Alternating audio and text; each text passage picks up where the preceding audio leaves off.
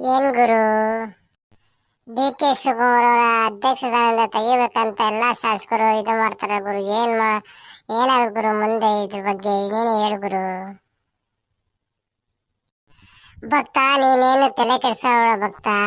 D K Shivakumar ಅವರನ್ನು KPCC ಸ್ಥಾನದಿಂದ ತೆಗೆದ್ರೆ ಅವರಾಗದೇ ಮುಖ್ಯಮಂತ್ರಿ, ಸಿಎಂ ಆಗ್ತಾರೆ, ಕರ್ನಾಟಕದ ಸಿಎಂ ಆಗ್ತಾರೆ ಅವರು.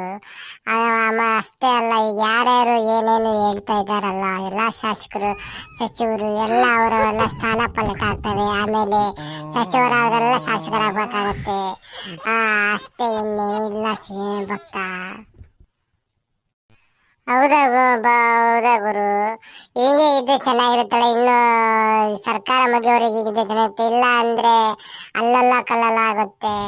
ಏನೇನೋ ಮಾಡಕ್ ಹೋಗಿ ಏನೇನೋ ಆಗ್ಬಿಡ್ತತ್ತಲ್ಲ ಈ ಸರ್ಕಾರ. ಸಿದ್ದರಾಮಯ್ಯನವರು ಕೆಳಗಿಳಿತಾರಂದ್ರೆ ಡಿ ಕೆ ಶಿವಕುಮಾರ್ ಅಲ್ಲಿ ಕುತ್ಕೋಬೇಕಾಗತ್ತೆ. ಡಿ ಕೆ ಶಿವಕುಮಾರ್ ಕೆಳಗಿಳಿಬೇಕು ಅಂದ್ರೆ ಸಿದ್ದರಾಮಯ್ಯನವರು